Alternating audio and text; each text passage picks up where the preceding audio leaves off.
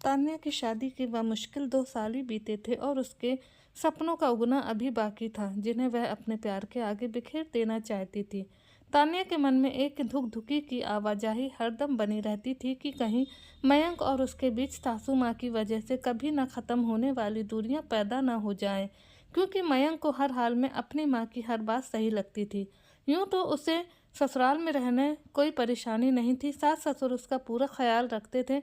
मयंक को अपनी mummy papa से काफ़ी लगाव था। शादी के 1 साल तक तो सब कुछ ठीक ठाक रहा, पर जब से उसकी देवरानी आई हैं तब से उसका जीना दुश्वार हो गया। देवरानी के पीहर वाले पैसे वाले थे, तो सासू माँ उससे बड़े प्यार से पेश आती। सासू माँ की तो जैसे लॉटरी ही खुल लग गई। वह कभी देवरानी का सहारा लेकर तान्या को छोटी छोटी बातों पर नीचे दिखाती और कभी देवर और देवरानी तान्या को नीचे दिखाने की कोशिश करते।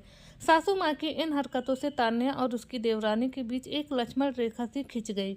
वैसे भी तो ये उम्र कहाँ दांव पे जानती है। वह तो प्यार की सरगोशियों को या प्रेम के रतजगों को समझती है। वह अपने प्यार में मयंक की बाहों में खो जाने को बेताब रहती। हद तो तब हो जाती जब सारा दिन वह सास के तानों को झेलती और रात में अपने पति के आने का इंतजार करती। सासू माँ का बस चलता तो मयंक को तान्या के पास ना फटकने देती। तान्या और उसकी देवरानी के दरमियान खिंची लक्ष्मण रेखा दिनों दिन बढ़ती गई।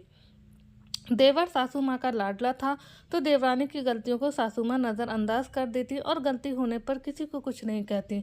बहरहाल देवरानी तो महीने भर में अपने पति के पास बरेली चली गई। पीछे रह गई तान्या अपने बेटे के साथ, सासू माँ के तानों के दंश झेलने के लिए। कभी कभी तो सासू माँ तान्या से 2-2 महीने तक बात ना करती। डाइनिंग टेबल पर भी संवाद मौन रहते।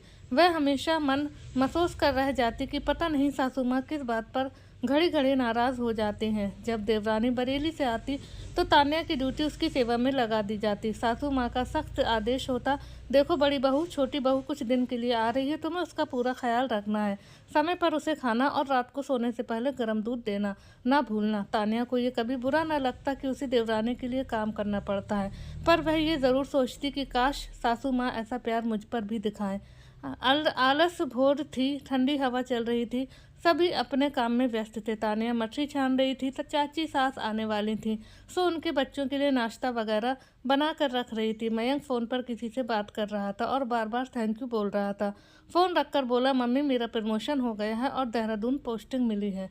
माँ की समझ में न आया कि खुश हैं या बेटे की प्यारी सी कुनकुनाहट से अपने विचारों के उतार चढ़ाव से तान्या वर्तमान में वापस आ गई। पास लेटे बेटे को देखा। आज उसके चेहरे पर देवदूत जैसी तेजी न थी।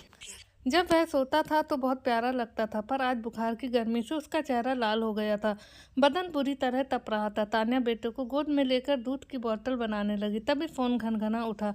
उसके ससुर का फ़ोन था। तान्या ने फ़ोन उठाया। हेलो तान्या, मैं पापा बोल रहा हूँ। कब से तुम्हारा मोबाइल ट्राई कर रहा हूँ, स्विच ऑफ बता रहा है। पापा वो नानू को देख बुखार है, बड़ी मुश्किल से सोया था, सो मोबाइल बंद कर दिया था। तुम दोनों कब निकल रहे हो? क्या मेहमान की तरह आओगे? अगले हफ्ते मंडप है पापा, वो नई ज्वाइनिंग है तो छुट्टी मिलने में मुश्किल हो रही है। और फ़ोन कट गया। तान्या समझ गई कि पापा ने नाराज़ होकर फ़ोन काट दिया। उसके सबसे छोटे देवर की शादी है। लगभग सभी घर वाले, बुआ, चाची, मामी, मौसी आ गई होंगी और उसके न पहुंचने का उलाहना दे रही होंगी। देखा कि बेटा गोद में ही सो गया और तान्या उसे वापस लेटाकर काम में लग गई। कार्टन खोल खोल कर बच्चे का कुछ सामान ढूंढने लगी। सारे कार्टन खोल डाले पर सामान नहीं मिला तो गुस्से में पैर पटक कर वहीं बैठ गई। अभी हाल ही में देहरादून शिफ्ट हुए थे। मयंक को छुट्टी नहीं मिल पा रही थी। जिस दिन यहाँ पहुंचे उसे दूसरे दिन ही ऑफिस ज्वाइन करना पड़ा। बेटे की तबीयत भी ठीक नहीं थी तो वह तान्या के गोद से उतरता ही नहीं। तभी डोरबेल बजी। तान्या ने दरवाज़ा खोला। उसके बिखरे बाल, चेहरे पर धूल, अस्त व्यस्त कपड़े देखकर मयंक को हंसी आ गई। अरे मेम साहब को बुलाना, क्या तुम मुझे मेड समझ रहे हो? एक तो सारा दिन काम करते करते परेशान हो गई। रुको अभी बताती हूँ। सॉरी सॉरी तान्या, तान्या का हाथ पकड़ते हुए बोला। मजाक कर रहा हूँ यार।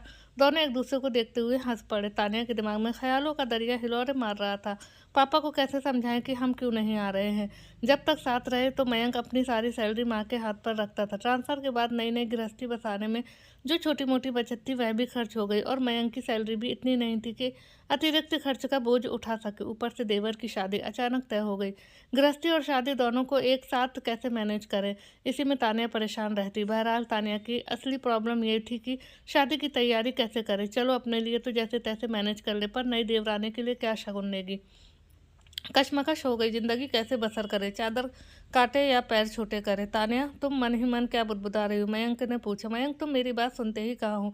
अब तुम ही बताओ, जब सब लोग शगुन देंगे तो मैं क्या दूंगी? कुछ तो इंतजाम करो। तान्या के पास पड़ी चेयर पर बैठता हुआ मयंक बोला। तान्या, परेशान मत हो, मम्मी ने तुम्हारे लिए कुछ ना कुछ सोचा होगा कि उनकी प्यारी बहू अपनी नई देवरानी को क्या देगी। कल जब मम्मी से रात को बात हुई तो कह रही थी कि किसको क्या देना है, हम सब खरीद कर ले आए हैं। पर मयंक, सोचो अगर ना लिया तो सारे रिश्तेदार मुझ पर तंज कसेंगे। तान्या रुआंसी हो गई। खैर, मयंक ने हमेशा की तरह उसे समझा दिया। दिल में तो अजीब सी कैफियत हो रही थी, पर अनमने ढंग से जाने की तैयारी करने लगी। पता नहीं क्यों ससुराल में इस बार तान्या को सभी का व्यवहार कुछ बदला हुआ सा लगा। चाची, बुआ, ननन सभी इसको इग्नोर कर रहे थे, छोटी छोटी बातों में उसे नीचा दिखाने की कोशिश करते। अभी कल ही की बात थी, मंडप के नीचे सभी औरतें गाना गा रही थी। तभी सासू माँ बोली, कोई चाय वाय का इंतजाम करो। तानिया उठने ही वाली थी कि सासू माँ बोली, तुम तो रहने ही दो। और चाची सास से बोली, जाओ तुम बनाओ, मेहमानों से काम कराने की कोई ज़रूरत नहीं। तानिया चुपचाप सिर झुकाकर बैठ गई।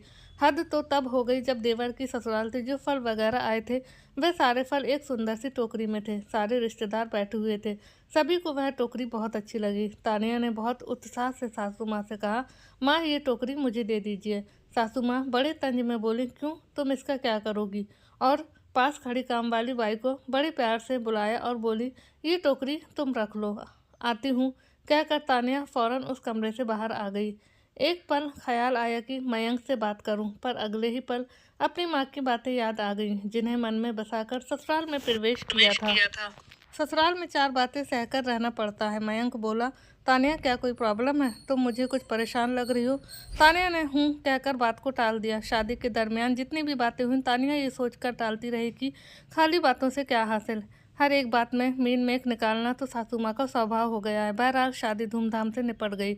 आज बहू देखने का शगुन होना था। माँ ने तान्या को एक झुमकी दिखाई और बोली, ये हमने बनवाई है, इसको सरला आने वाली बहू को मुंह दिखाई में देगी। वाह, तानिया के मुंह से निकला। सरला तानिया की देवरानी थी। जब सासू माँ ने सरला के लिए शगुन बनवाया है तो कुछ ना कुछ मेरे लिए भी बनवाया होगा। ऐसा सोचकर तानिया खुश और निश्चिंत हो गई। शाम गहराने के साथ ही रिश्तेदारों ने आना शुरू कर दिया। गाना बजाना भी चल रहा था। सारे मेहमान एक साथ हॉल में थे। बेटा परेशान कर रहा था तो तानिया थोड़ी देर उसको लेकर अपने कमरे में आ गई। तभी सासू माँ ने एक लड़की को भेजा कि जाओ तानिया से कहो कि मुंह दिखाई की रस्म के लिए आ जाए। तानिया ने उस लड़की से कहा कि सासू माँ को यहाँ भेज दो। सासू माँ तो नहीं आई, पर एक एक करके उसे कोई ना कोई बार बार बुलाने आ रहा था। तानिया खूब मसौदे बांधी थी कि अभी आ रही हूँ। वह समझ नहीं पा रही थी कि खाली हाथ कैसे जाए। सासू माँ सबके सामने क्यों उसे जलील करना चाह रही हैं। घबराहट और परेशानी के कारण उसकी आंखें लाल हो गईं। अरे भाई, घर की कुलवधू नहीं आ रही है? हाँ, यही नाम दिया था जब वह ब्याह कर घर आई थी। कुछ तोड़ने के लिए पत्थर जरूरी नहीं है, सिर्फ लहजा बदल दे लेने से बहुत कुछ टूट जाता है। मयंक भी पता नहीं कहाँ थे। माँ पर जो भरोसा था उन्हें, इसलिए बेखबर अपने दोस्तों के साथ बिजी थे।